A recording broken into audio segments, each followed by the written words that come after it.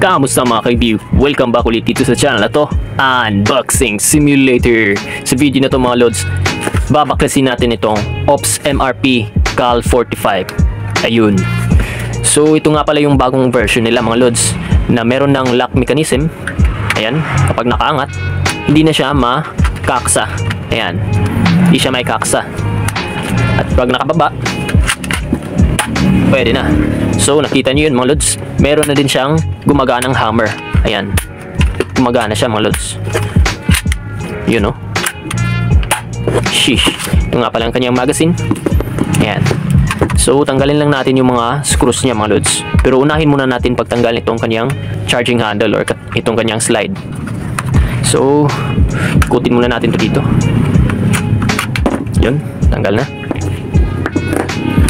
At wala namang screw ang kanyang hawakan mga lods, so kailangan natin siyang sungkitin dito mga lods para mabuksan tong part na to dito at maiangat natin yung kanyang hawakan. Ayan, sungkitin natin siya dyan mga lods. Tapos dahan-dahan lang para walang part na mabali. Ayan, kapag naiangat na natin ng kaunti, ayan, hawakan lang natin para hindi babalik. Ayan. Tapos dito naman tayo sa kabila, susungkitin lang ulit natin. Eto. Ayan. So tingnan nyo, naitanggal na natin siya mga lods. Kailangan na lang iangat para mahiwalay na talaga tong kanyang charging handle or slide sa katawan.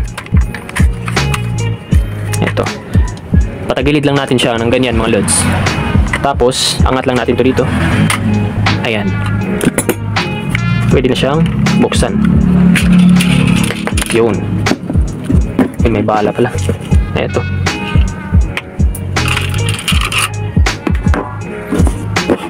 Yun, nabuksan na natin mga lods. Tanggalin muna natin to, or tanggalin muna natin tong kanyang metal na part mga lods, kasi sagabal eh. At baka ma-blade pa tayo nyan, tamaan tayo. Eto, pwede na nating tanggalin yung kanyang air pump piston cylinder. Yun. Sheesh. Tingnan natin ang compression.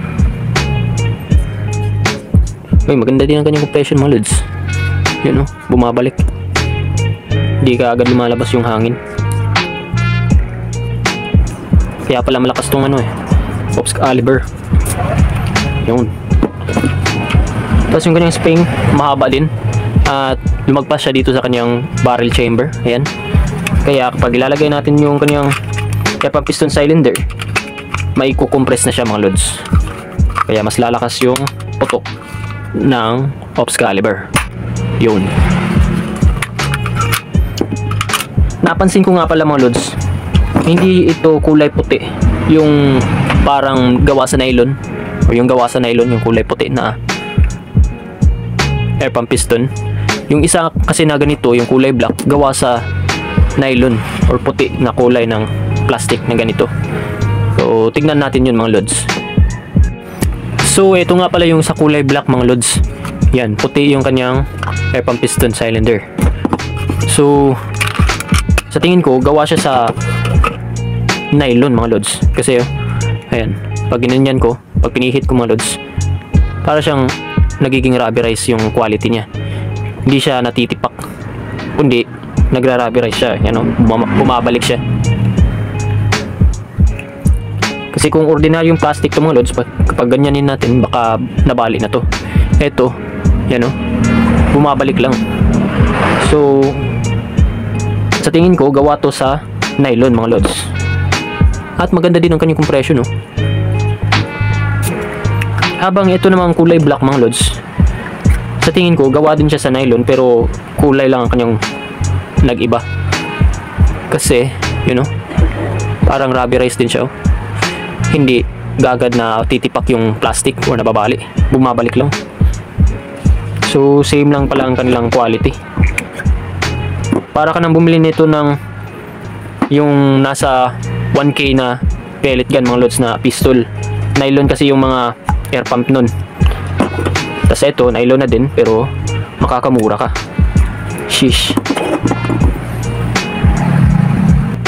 Alright, binalik ko na yung black na Excalibur mga lods. So, kung gusto natin buksan yung full body talaga mga lods, i-unscrew lang natin yung mga screws dito. Dito na tayo.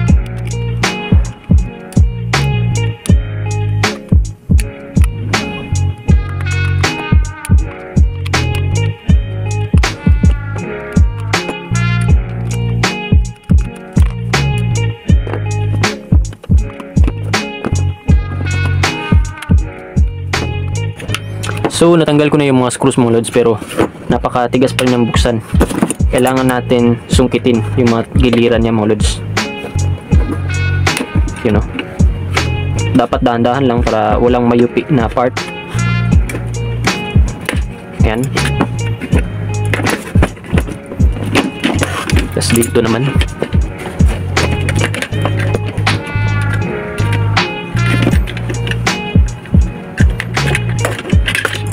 Ito mga lods, medyo na-deform na yung nasa loob mga lods, so dapat tandaan lang natin yung pagbalik na ito.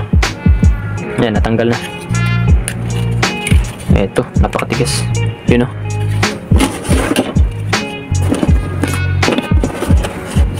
So ito nga pala ang kanyang barrel chamber. Yan, wala siyang hop up sa loob ng kanyang barrel chamber mga lods.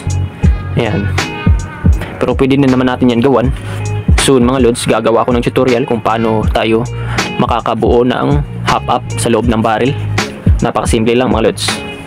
So meron siyang metal na pampabigat dito. Yan, napakahaba, kaya pala napakabigat. Ito ang kanyang trigger. Yan.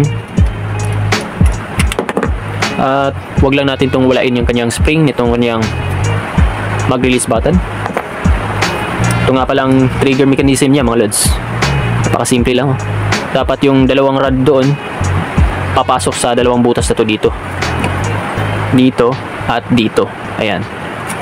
Tapos ingat lang din, wag walain itong kanyang spring. Ayan.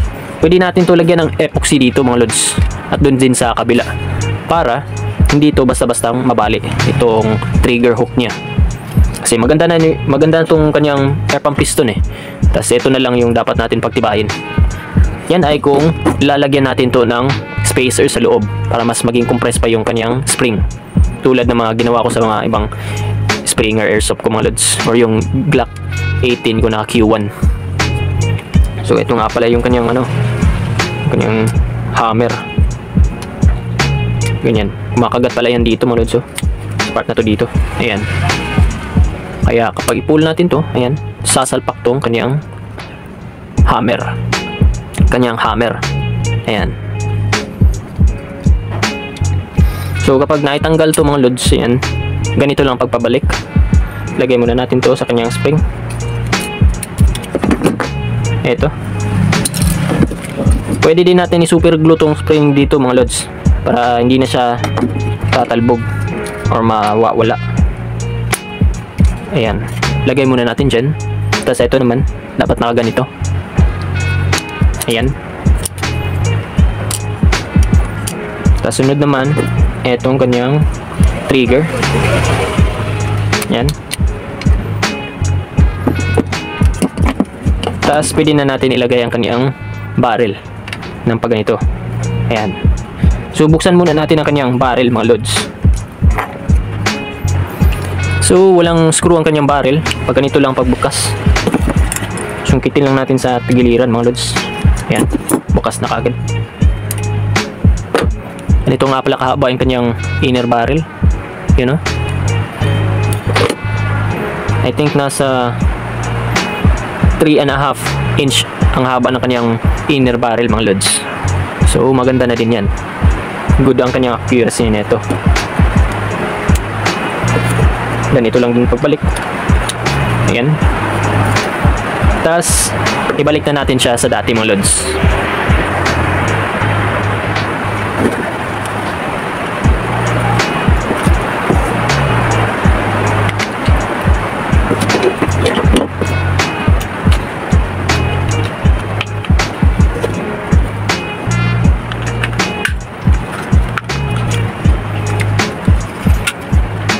Dapat itong part na to dito mga lods, papasok yan sa butas na to dito.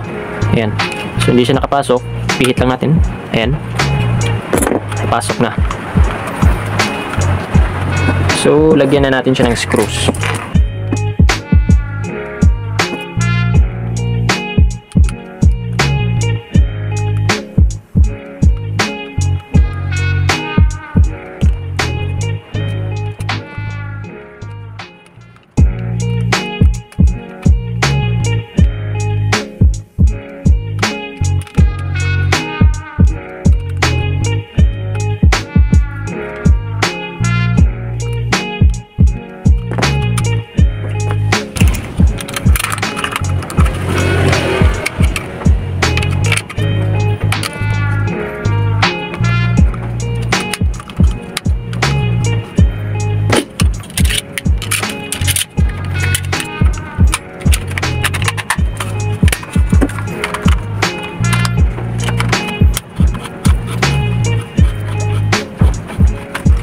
Eto mga lods, naibalik na natin siya sa dati.